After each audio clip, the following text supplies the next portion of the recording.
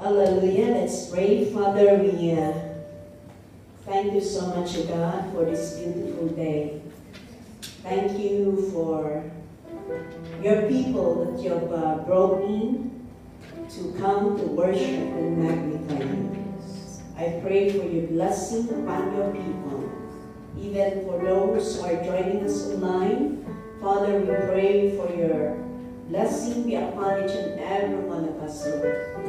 Give us your word, give us the divine wisdom and divine understanding that we could be able to grasp and receive the message that you want us to receive. Yes. Father, thank you. Bless your word. Bless each and every one. Father, we pray to just continue to occupy us. Continue, Lord, to give us the focus so that we will not be disturbed, but we will continue, Lord, to focus on you. Yes. Father, thank you. Bless now your people in Jesus' name.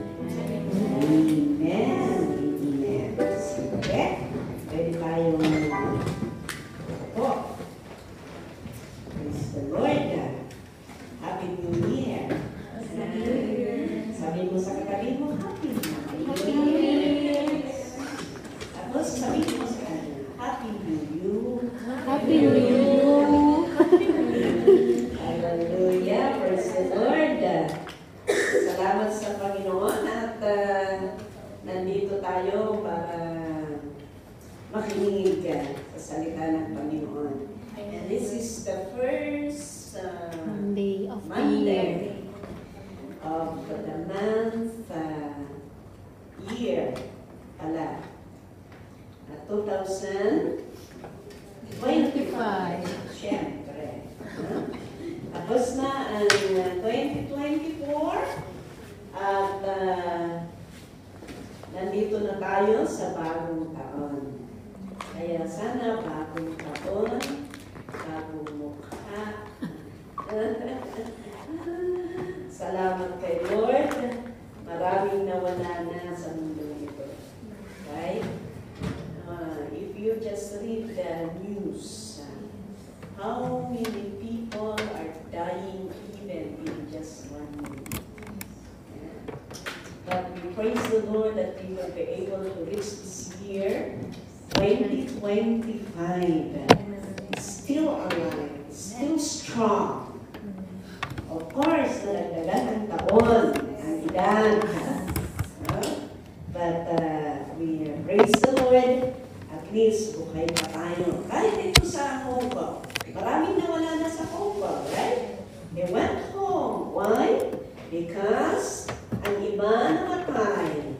Ang iba nakauwi. Why? Iba-ibang rason. Na-terminate. Ang iba naman, they are sick.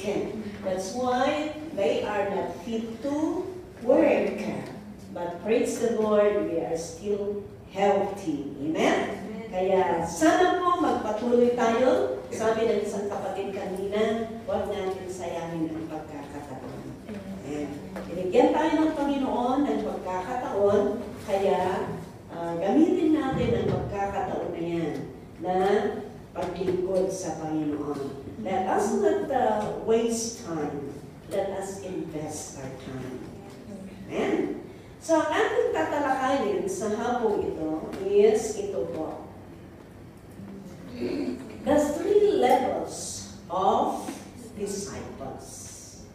Alam niyo ang magiging disciples. Disciples is a follower. Yung mga sumusunod sa Panginoon. Kaya, sa oras na ito, sa lahat po ng nakikinig, even those who are joining us online, at yung nandito sa loob, titignan natin, alam ko po na gusto natin maging follower ng ating Panginoon. Siyempre ba naman? What is the reason that you are here? What is the reason that you came? If you don't have any purpose, any plan sa buhay mo, of course, maybe some, dahil wala kita. Siguro ganun, ano? Ang iba dahil walang puntahan. Ang iba naman ay dahil walang ginagawa. Ang iba naman ay dahil napipilitan lang or sinabi lang ng kaibigan. But I tell you, okay? We praise the Lord. Kung sino ang isang tao na napakapalad sa araw na ito, isa ka. Hallelujah, Lord. Saka doon. Kaya pag-aralan natin ito at malalaman natin kung ano po ang level kung saan tayo. At kung malalaman natin, alam natin kung ano po ang the best level na dapat natin i-reach sa buhay natin. Malalaman natin at kung kailangan natin mag-level up ng another higher level, then gagawin natin. Okay? So, ito po ang ating lesson ngayon. Okay? But, I will like us to go first and see and Luke chapter 16. Ito po ang sisimulan natin na verse natin ngayong umaga. Sabi niya dito, the master commended the dishonest manager because he had acted shrewdly for the people of this world are more. Bakit parang iba itong nakasinulat ko? Iba yata kinubiyakwa. Iba yata kinubiyakwa. Okay. But let's see first in John. John 1:37. Where is the verse that if you have light, then you put it on the table, do not put it under the table. Can you help me? Parang tanong may inano ko dito. Yes. Inayos ko kasi yung outline. Matthew?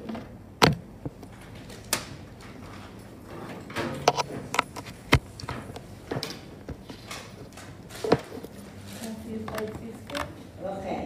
Oh, okay. Sige nga, paki-flash na please. Matthew? Chapter 5 details. Ano yung chapter?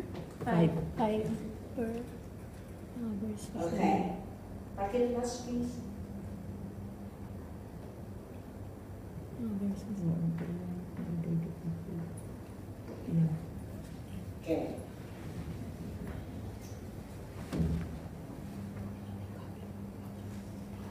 Okay. Neither do people light a lamp and put it under a bowl. Instead, put it on its stand, and it gives light to everyone in the house. Can you give me verse 16?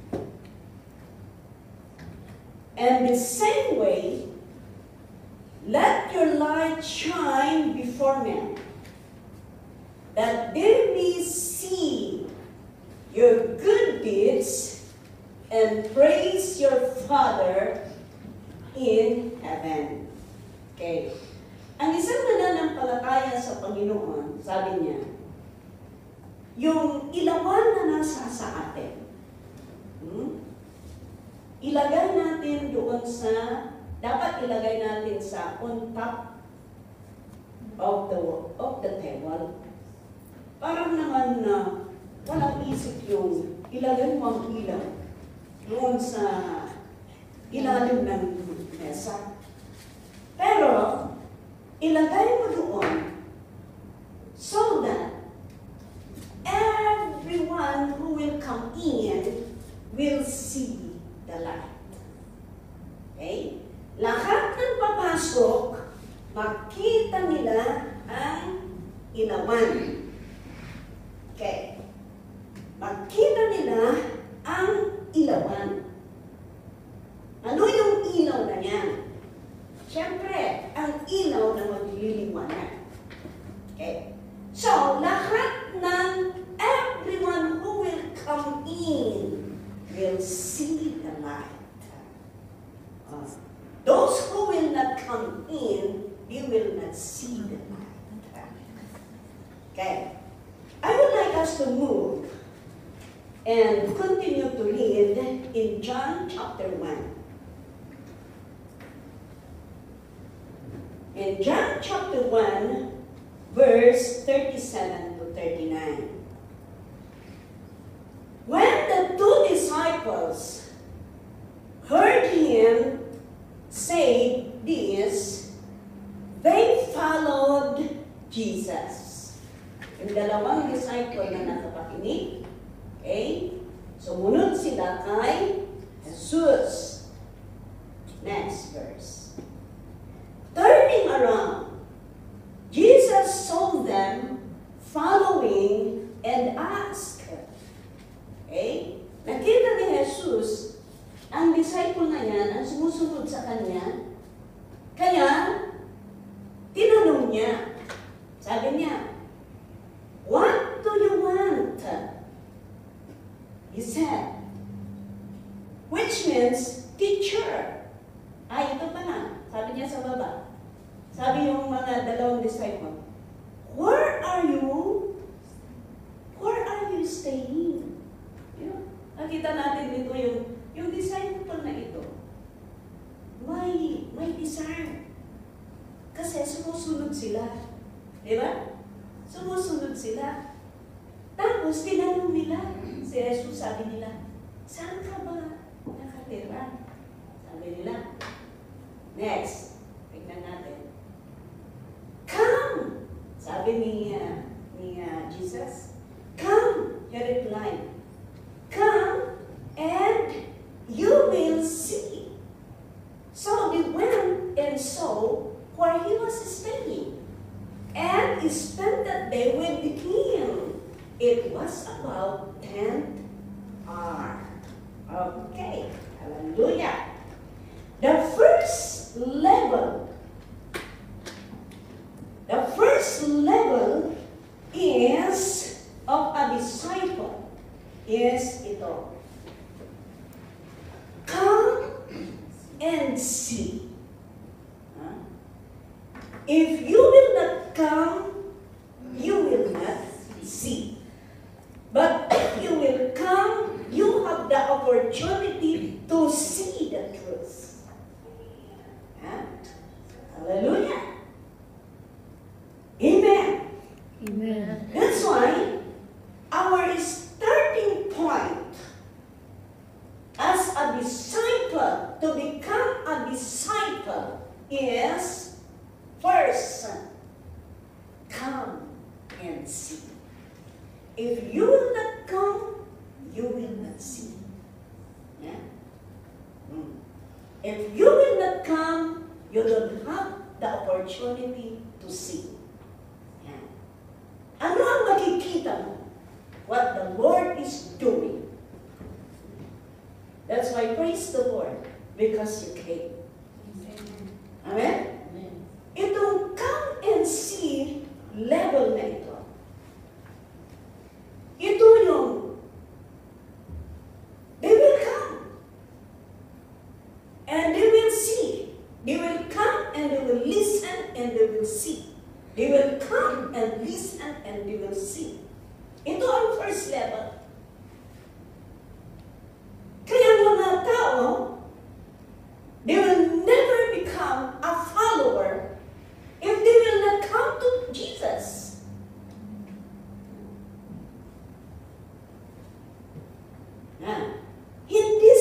Hindi sila magiging follower. Siyempre, paano ka ba naman matawag na follower na sinasabi mo, come? Hindi naman susunod, di ba? Hindi naman susunod. Kahit sinong tao, hindi pwedeng masabi na follower kung hindi naman susunod kung sinasabi, come. Di ba? Kaya, the first level is, you come and see. Come and see. And we could read a while back that disciples is following Jesus. Tapos, nagtanong pa sila, saan ka ba nakatira? Saan ka ba nakatira? Ibig sabihin, gusto nilang malaman kung ano ang address. Gusto nilang malaman kung saan nakatira si Jesus.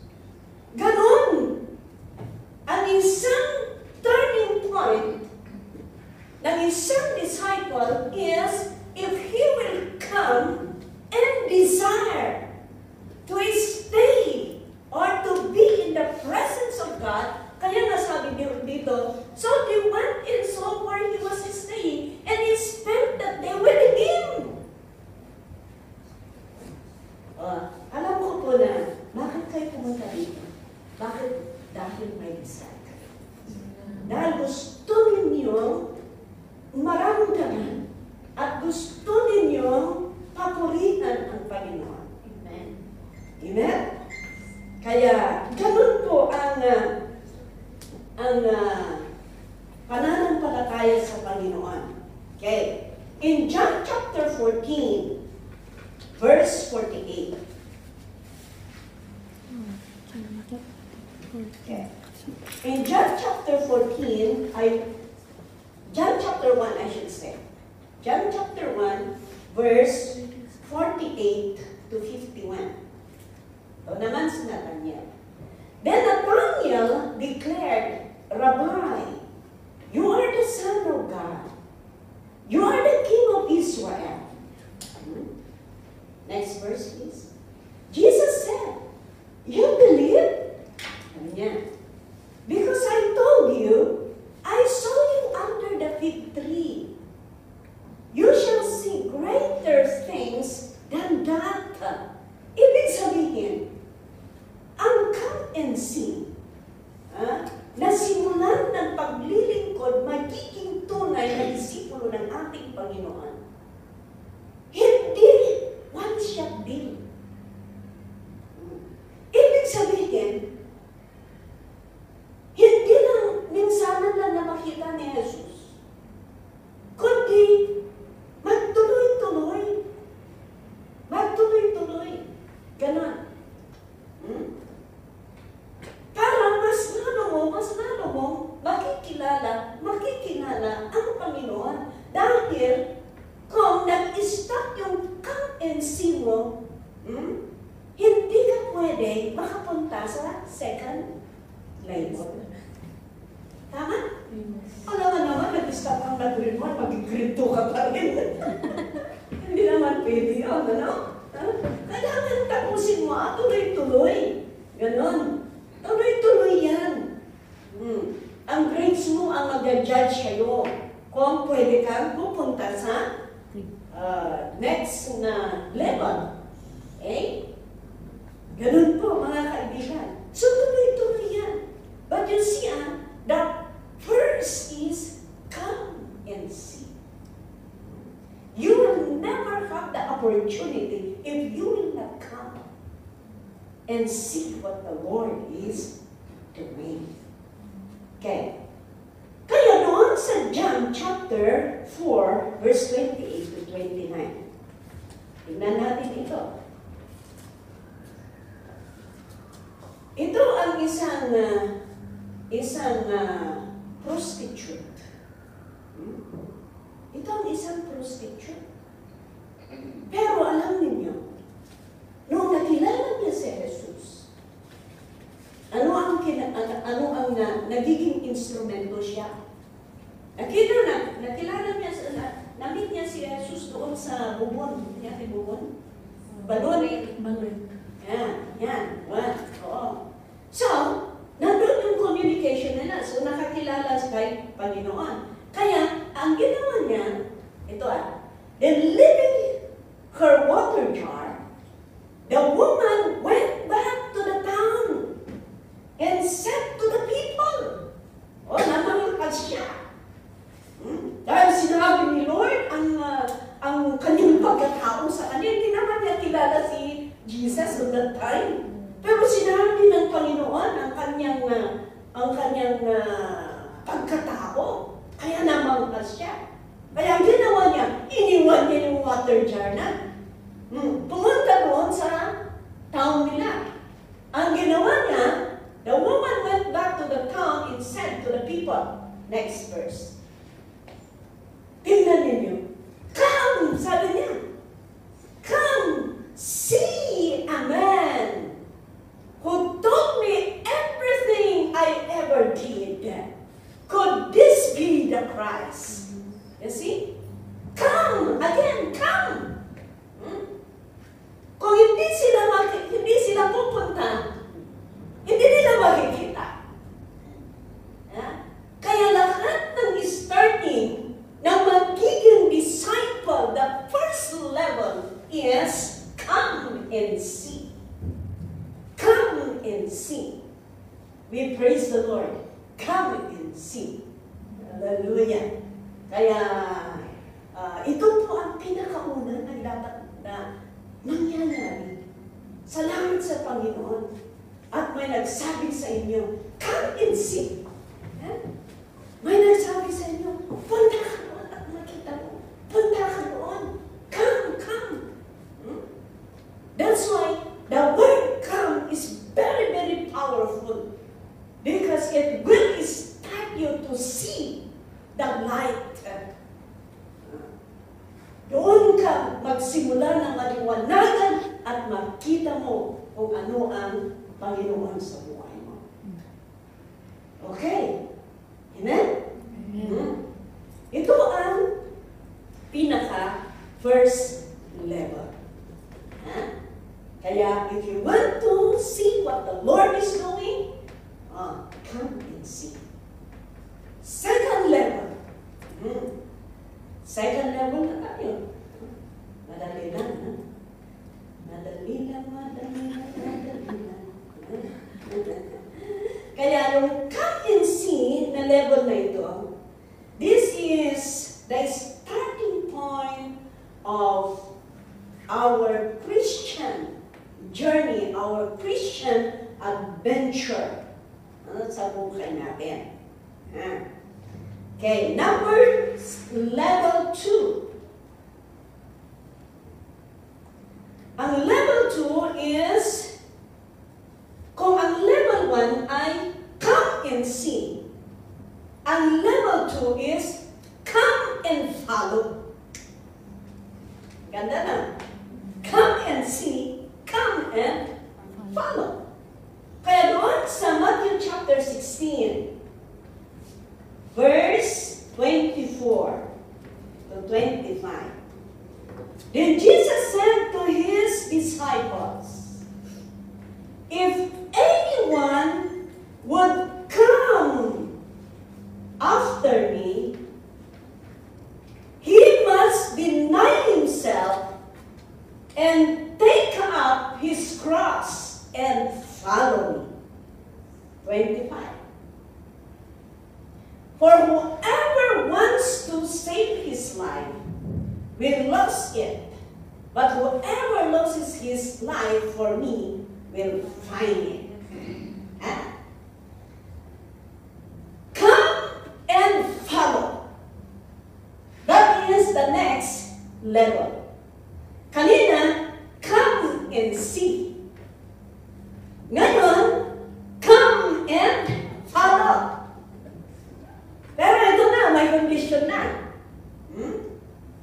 Sabi niya, if anyone would come after me, kung sino man ang talagang gustong sumunod sa Panginoon, may dalawang bagay. Unang-una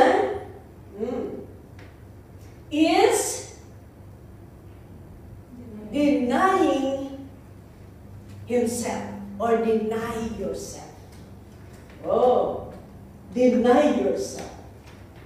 Ano ba ang ibig sabihin ng deny yourself?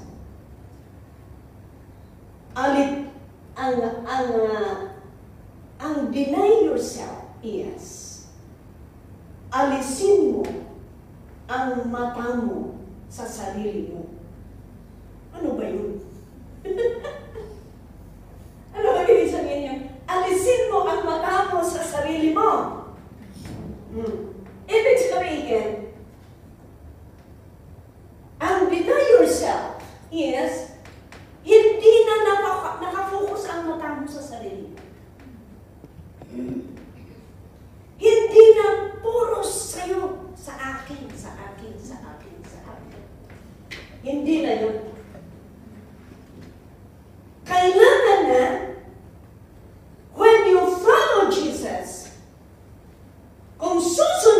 Panginoon.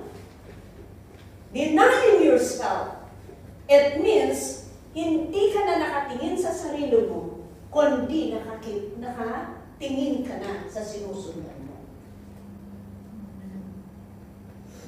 Kung nakatingin ka na, kung nakafocus ka na sa sinusundan mo, kaya if you really following Jesus, you will find yourself that the vision of Jesus will become your vision. Ibig sabihin, nga kung talagang dininay mo ang sarili mo, noon, puros ang gusto mo, ang gusto mo, ang gusto mo, ang gusto mo. Ganun noon. Pero, kung dininay mo ang sarili mo, hindi na gusto ni Jesus, gusto ni Jesus, gusto ni Jesus. Ganun na. Hindi yung gusto ko yan, gusto ko yan, gusto ko yan. Yung gusto ni Jesus, yung gusto ni Jesus, yung gusto. Kasi siya ang sinusundan. Wala na yung gusto mo. Amen? Amen. You will become consumed with the vision of God. Yung vision niya, yung kagustuhan na ng Panginoon, yan na ang kagustuhan mong ginagawa. Wow naman. Ganun po ang denying yourself. Alam niyo kasi ang self na ito. Maraming gusto. Maraming gusto na kontra sa gusto ng Panginoon. Example, sabi ni Lord, anak, mag-fasting ka. Pero wala, gusto mo kumain, di ba?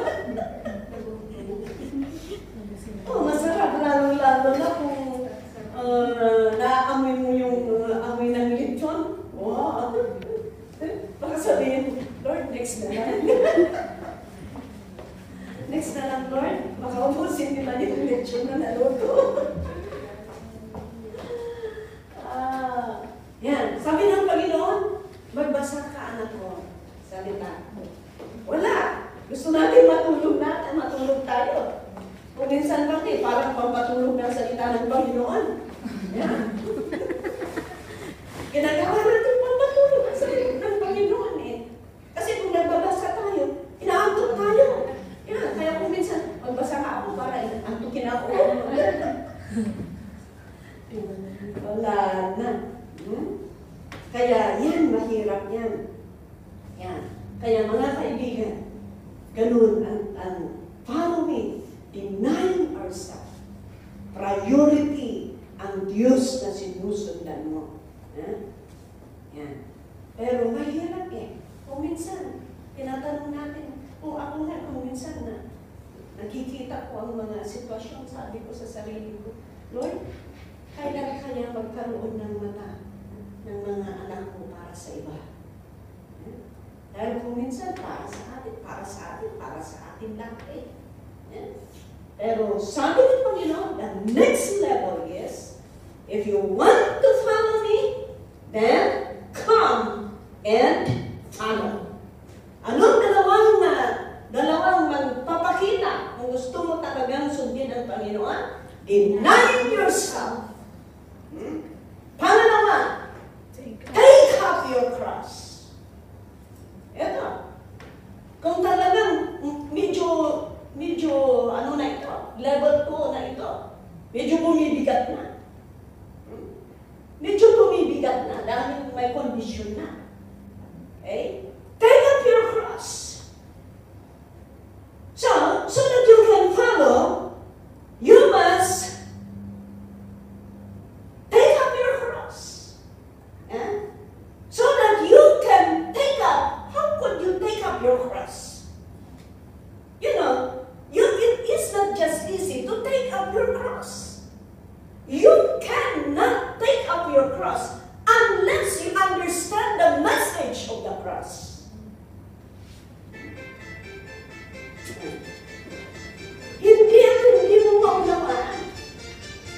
Unless mo talagang maunawaan mo ang ibig sabihin ng cross. So, what is the cross?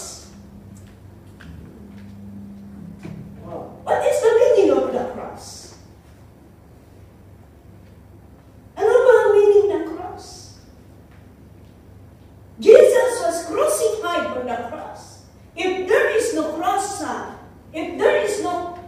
crucifixion, there is no salvation.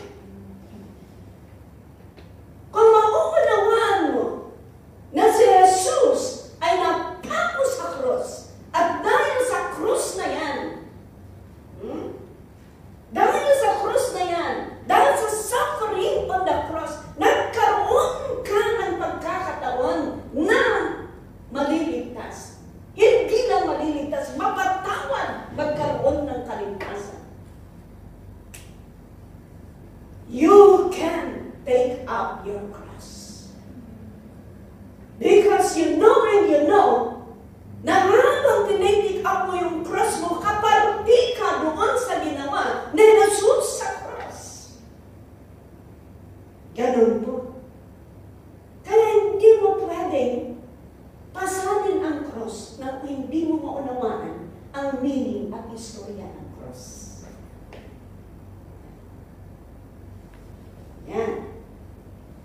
Kaya, alam niyo, ang mga meaning ng cross sa buhay natin, kung naniniwala tayo, if we really focus and follow God, ibig sabihin, talagang kung ano ang suffering ni Jesus, masasuffer din natin yun. Pero hindi basta-basta, hindi yung walang meaning.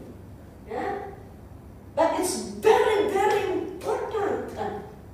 That's the reason why you're carrying also your cross. Tingnan ninyo, nag-suffer si Jesus on the cross. But ang resulta, salvation. Kahit magsasuffer ka din, kahit matitisting ka din, kahit masusubok ka din, if you carry and continue to go on, you will overcome, and after that, you will receive a crown. Pero kung sabihin mo, Lord, pagod na ako, ayaw ko na. Yeah. Alam niyo, dito sa second level, dito ka talaga ma-expose. Dito ka talaga magsisimula sa higher level mo.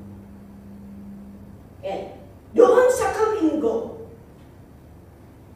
pwedeng magtago dito ang mga religyoso. Alam niyo yung mga religyoso? Yung sinasabi Kristiyano pero walang gawa. Kristiyano ako. Yan. Come and go lang sa church. Come and go. Ganun. Pero magtago mga religyoso. Pero dito sa second level, ma-expose ka talaga kung tunay ka na follower.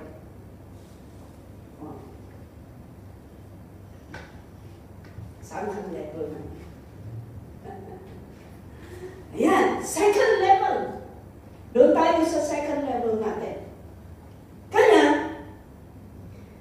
makikita natin dito that taking, one of the message of the cross is the good news. Yeah. What is the good news? The good news is one of the mission of Jesus Christ. Preaching to the people the word of God, ushering people so that you will not go to hell. Yeah. Ganon, mga kaibigan. Kaya, ibig sabihin, if you take up your cross, you need to take up the mission of the cross. You need to take up also the mission. You need to carry also the mission of the cross. Ano ang message of the cross? Tell the people the good news. Tell the people the salvation. And not only that, you need to suffer for Christ also. Dito ka na. Matesting ka na dito. Testing ka na dito. Kasi may carry ka na. Pero tandaan mo, hindi ikaw lang ang pumapasa. Kaya huwag mong sasabihin na, oh, Lord, pagod na ako. Iwanan ko na itong cross. Kagaya ng istorya na, ayan, lumakad lang sila daw, hawak-hawak ang cross nila. Tapos ayan, nag-journey sila. Tapos nagkaroon sila ng bangin. Sabi daw yung master, sabi daw nila, paano kami makadaan dito? Paano kami makabalansin? Makamit. Paano kami makatawid dito? Sabi daw nila. Sabi daw yung master, yung cross ninyo, yan ang magiging tulay ninyo. Pero dahil pinutol-putol nila yung cross nila, dahil mabigat, nabigatan daw sila, pinutol-putol ang cross nila. Kaya syempre, kung naputol, syempre gumaan. Pero, umikli naman. Maputol-putol, gumagaan, pero umikli naman. Kaya nung, yan ang tulay ninyo para makatawid kayo. Ayan na, nung ilagay nila yung cross, hindi nakasya. Kaya hindi na sila makatawid. Bakit? Pinutol nila. Ang iba naman, iniwan yung mga cross nila. So anong nangyari? Wala na silang bridge for salvation to the other side of the cross. Kaya yan, we must tell the people the message of the cross. You know mga kaibigan, you are willing to carry the cross if you know the meaning of the cross. Yan mga kaibigan. Kaya kung ikaw ay talagang follower ni Lord, you are willing to carry the cross. Why? Because you know the meaning, you know the history, and you know the reason of the cross. Kaya, salamat sa Panginoon. Ganun po mga kaibigan. Ganun po ang level ng magiging disciple. O saan ka na makatanungin, baka kung tatanungin ko sa inyo, anong level ka na? Baka wala ka pa dun sa first level. Siguro nag-i-start ka na, for example. Hallelujah. Okay, number 3. Pangatlong level. Ito ang pinaka-mataas na teka muna, basahin muna natin ang Romans chapter 10. Romans chapter 10, verse 15. Sabi niya dito, and how can they preach unless they are sent? As it is written, how beautiful are the feet of those who bring good news. Hallelujah. If you carry the mission of Jesus. What is the mission of Jesus? Bring good news. At alam niyo, yung pala nag-bring ng good news sa mga tao, salita ng Panginoon, yung feet pala ang beautiful. Hindi pala yung mukha ang beautiful, feet pala ang beautiful. Praise the Lord.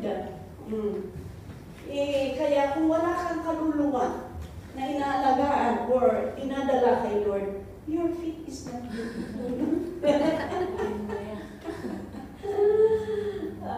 Praise the Lord. Okay, but anyway, let's go on. Number 3. Pangatlo, so level 1, come and see. Pwede kang makatago dyan. Level 2, dito ka ma-expose. Dito ka na talagang makita. Kung tunay na Kristiyano ka, o religyoso ka lang. Okay. Level 3. Ito na. Come and go. Come and go. Kanina, come and see. Level 2, come and follow. Level 3, come and go. Tingnan ninyo dito come first before you go. You cannot cannot go without someone who sent you. Okay? Ito na naman. You cannot just go. You need to come to somebody and somebody will send you to go. Amen? And Jesus Himself, nagsasabing, come and go. Let us see in Mark chapter 1 verse. As Jesus walked beside the Sea of Galilee, He saw Simon and his brother Andrew casting a net into the lake, for they were fishermen. Next. Come! Follow me. Jan. Come! Follow me. And Jesus said, the next, and I will make you fishers of men. Yung fishers of fish, nagiging fishers of men. Ay, nai-promote sila. Hallelujah. Nai-promote sila. Praise the Lord. Di ba napakasaya kung ikaw ay maipopromote? Imagine that. Fishers of fish. Tapos naging fishers of men. Hallelujah. Praise the Lord. I will make you. I will send you. Yeah? Gagawin ka. Hindi na lambat ka. Hindi na fish. Hindi na galunggong. Hindi na bangas. Hindi na talutitok. Ano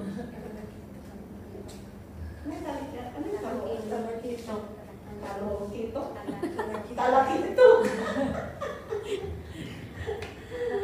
Hallelujah. Praise God. Pero tao na. Tao na. Kaya, makita natin dito na ang isang power talagang nagpa-follow na. Nagpa-follow na talaga.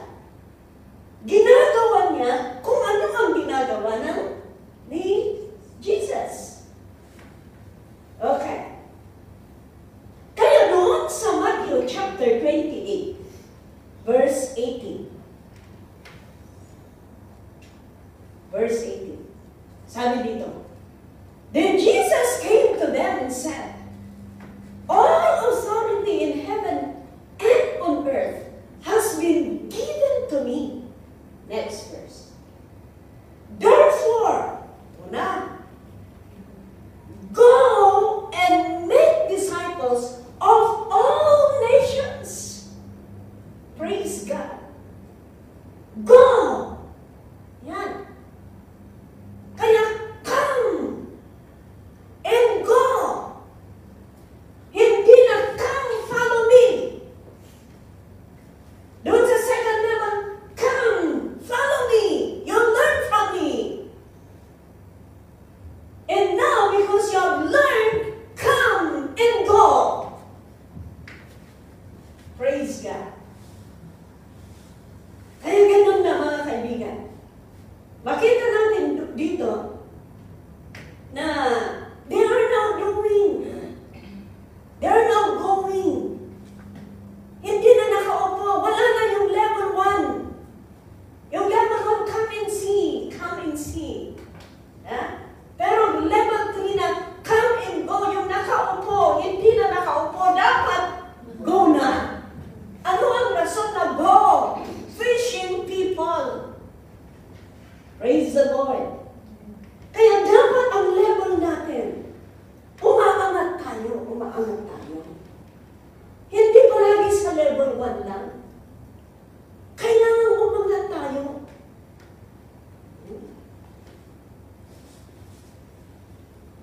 You see?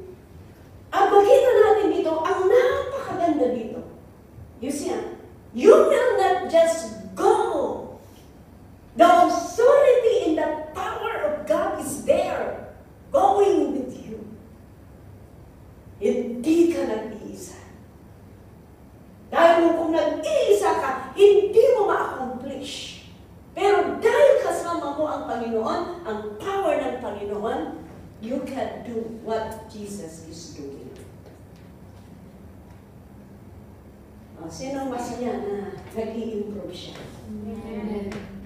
Siyempre naman. Kaya hindi tayo makuntinto doon sa come and see, come and see.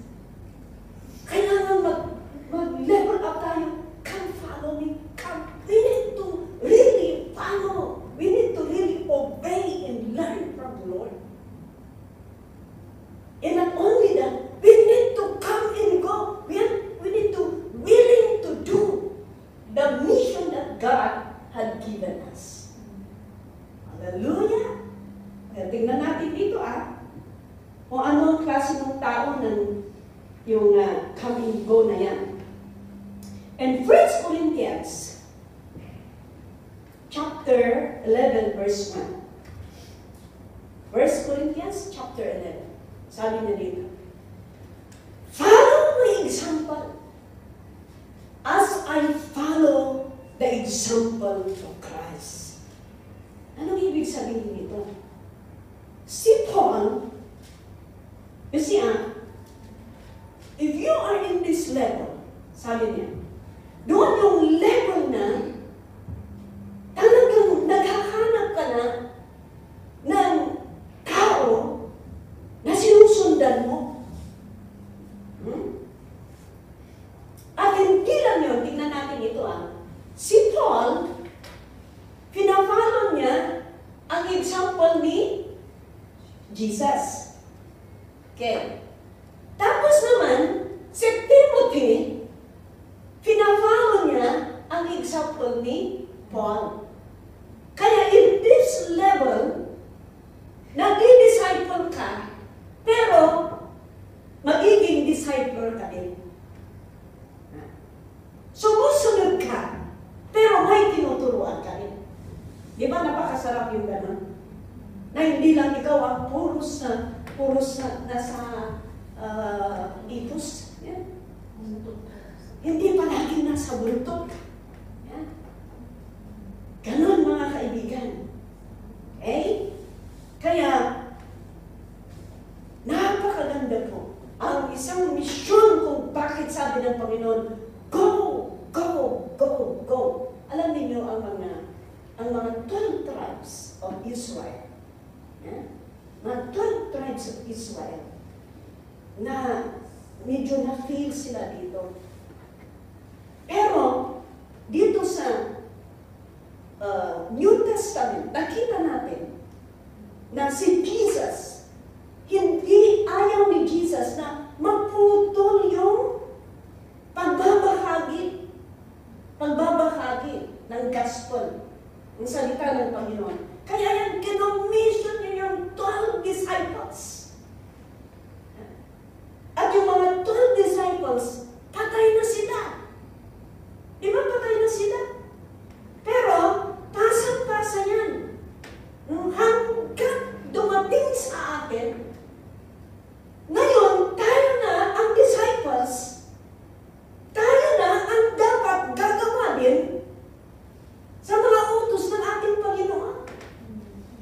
Kaya, nung una, maybe you are in the first level, come and see. But, sana masaya ka na mag-level up. Come and follow. Kaya, matuto ka ng sumunod. Matuto ka ng sumunod. Matuto ka ng gagawa sa mga command ng Panginoon. Pero hindi ka pa mag-stop doon. Kailangan na doon ka sa level 3. Come and go. Ayan. Yes naman. Hindi naman palaging baby. Yeah? Kailangan din na alam natin lumakad. Alam natin lumakad para sa Panginoon. You know, if you are in this level, natin yung kung nandito ka sa level na ito, you will find yourself. You will find yourself na nag-i-enjoy. Bakit ka nag-i-enjoy? Because it's not about yourself anymore. It's about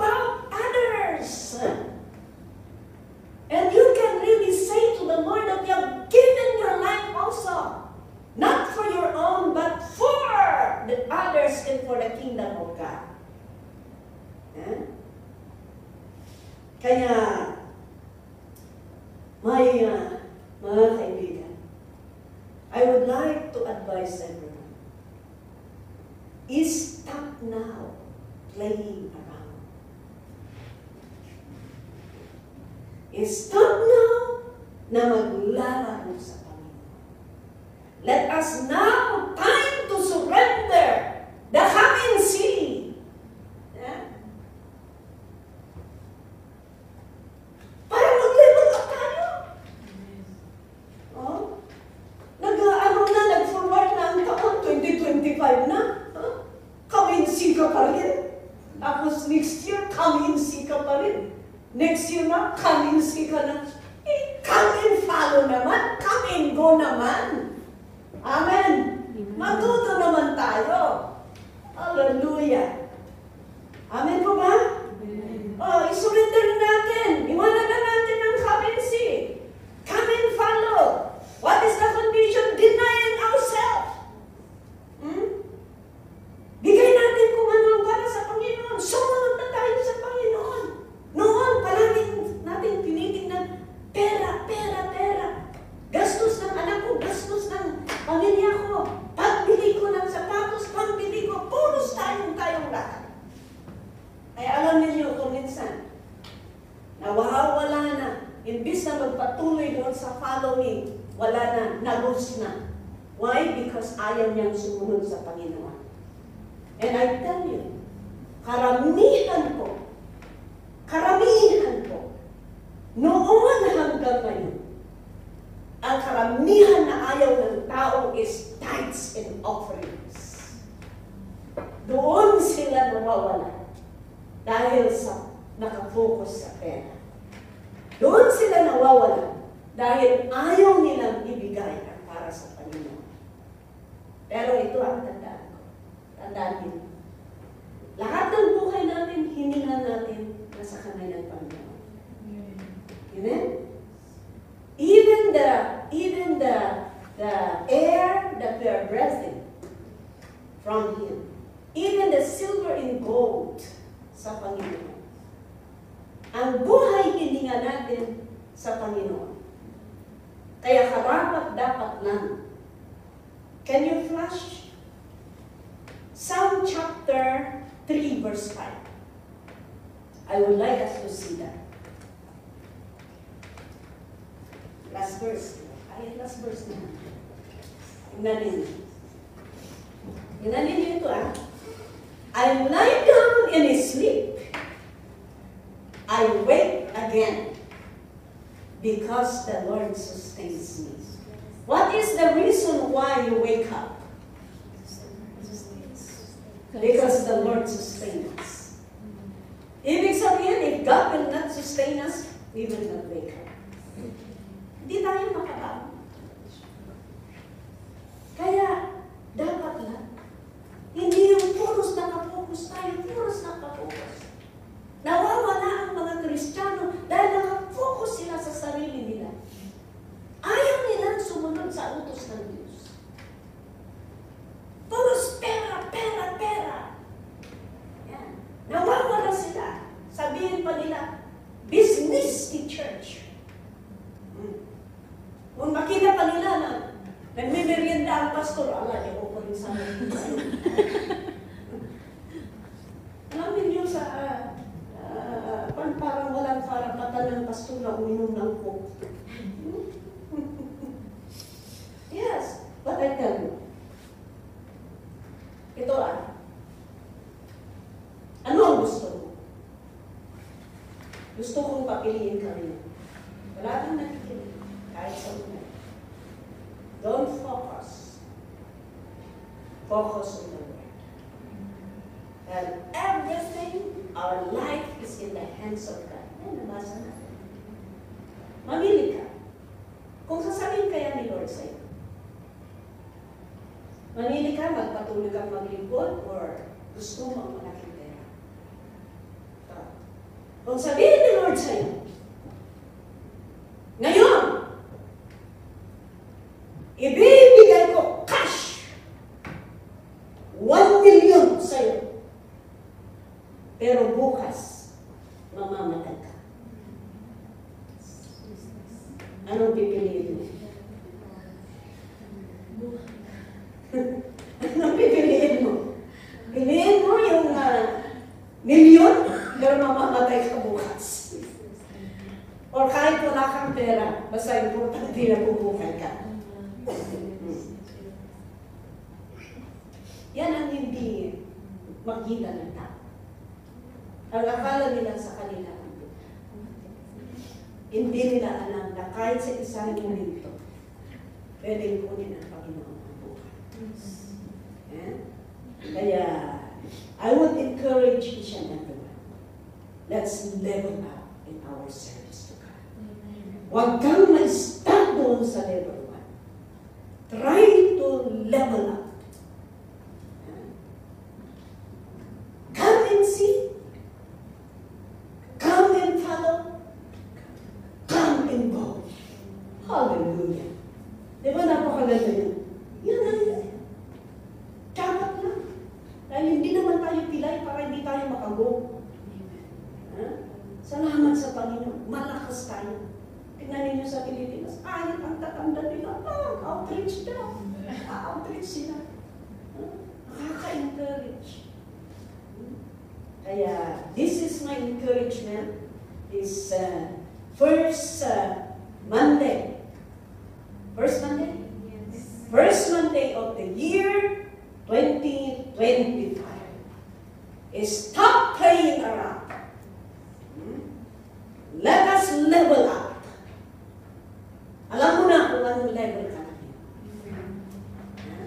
If you desire and act on it, God will bless you, God will use you, God will send you. And surely, absolutely, your life will not be wasted away because you know that you have invested your time, your everything to the Lord. Kaya, Happy New Year to everyone. God bless you. God bless you. Palakpakan ko natin. Lord, salamat po sa salita mo. Tulungan mo kami, Panginoon, para kami po ay mag-level up sa aming paglilingkod sa iyo.